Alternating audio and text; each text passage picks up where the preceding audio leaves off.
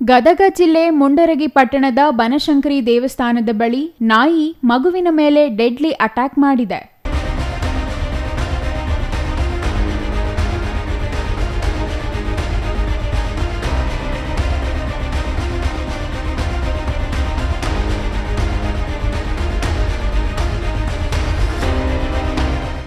ಮೂರು ವರ್ಷದ ರುದ್ರಪ್ರಿಯ ದೊಡ್ಡಕಾಳೆ ಎನ್ನುವ ಮಗುವಿನ ಮೇಲೆ ದಾಳಿ ಮಾಡಿದೆ.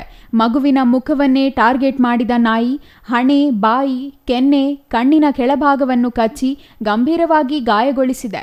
ನಾಯಿ ಮಗುವಿನ ಮೇಲೆ ಅಟ್ಯಾಕ್ ಮಾಡಿದಾಗ ತಾಯಿ ಹಾಗೂ ಸ್ಥಳೀಯರು ಓಡಿ ಹೋಗಿ ಬಿಡಿಸಿಕೊಳ್ಳಲು ಯತ್ನಿಸಿದ್ದಾರೆ. ಎಷ್ಟೇ ಪ್ರಯತ್ನ ಮಾಡಿದ್ರೂ ಬಿಡದೆ ಕಚ್ಚಿ ಗಾಯಗೊಳಿಸಿದೆ. ಅಂದಹಾಗೆ ಗದಗ ಜಿಲ್ಲೆ ನರಗುಂದ ಪಟ್ಟಣದ ನಿವಾಸಿ ವೀರೇಶ್ ಹಾಗೂ ಮಧು ದಂಪತಿಗಳ ಒಬ್ಬನೇ ಮಗು. ಕುಟುಂಬ ಸಮೇತವಾಗಿ ಗದಗ ಜಿಲ್ಲೆ ಮುಂಡರಗಿ ಪಟ್ಟಣದ ಅವರ ಸಂಬಂಧಿಕರ ಮನೆಗೆ ಹೋಳಿಗೆ ಊಟಕ್ಕೆ ಅಂತ ಬಂದಿದ್ರು. ಕುಟುಂಬ ಸದಸ್ಯರು ಖುಷಿಯಿಂದ ಮಾತನಾಡುವಾಗ ರುದ್ರಪ್ರಿಯ ಆಟವಾಡಲು ಹೊರಗಡೆ ಬಂದಿದ್ದಾನೆ. ಈ ವೇಳೆ ನಾಯಿ ಕಂಡ ಕೂಡಲೇ ಅದನ್ನು ಮುದ್ದಾಡಲು ಹೋದಾಗ ಡೆಡ್ಲಿ ಅಟ್ಯಾಕ್ ಮಾಡಿದೆ. ಮಗುವಿನ ಸ್ಥಿತಿ ನೋಡಿ ಹೆತ್ತ ತಾಯಿ ಕಣ್ಣೀರು ಹಾಕುತ್ತಿದ್ದಾಳೆ. ಗಂಭೀರವಾಗಿ ಗಾಯಗೊಂಡ ಮಗುವನ್ನು ಗದಗ ಜಿಮ್ಸ್ ಆಸ್ಪತ್ರೆಗೆ ದಾಖಲು ಮಾಡಲಾಗಿದೆ. ಮಗುವಿನ ಪ್ರಾಣಕ್ಕೆ ಯಾವುದೇ ಅಪಾಯವಿಲ್ಲ ಅಂತ ವೈದ್ಯರು ತಿಳಿಸಿದ್ದಾರೆ. ಆದರೆ ಮಗುವಿಗೆ ಗಂಭೀರವಾದ ಗಾಯವಾಗಿದೆ, ಚಿಕಿತ್ಸೆ ನೀಡಲಾಗುತ್ತಿದೆ. ಮುಂಡರಗಿ ಪಟ್ಟಣದಲ್ಲಿ ಬೀದಿ ನಾಯಿಗಳ ಹಾವಳಿ ಹೆಚ್ಚಾಗಿದೆ. ಈಗಾಗಲೇ 7-8 ಮಕ್ಕಳು ಸೇರಿದಂತೆ ಹಲವರ ಮೇಲೆ ಬೀದಿ ನಾಯಿಗಳು ಅಟ್ಯಾಕ್ ಮಾಡಿವೆ. ಬೀದಿ ನಾಯಿಗಳ ನಿಯಂತ್ರಣ ಮಾಡುವಂತೆ ಸ್ಥಳೀಯರು ಸಾಕಷ್ಟು ಒತ್ತಾಯ ಮಾಡಿದ್ರು.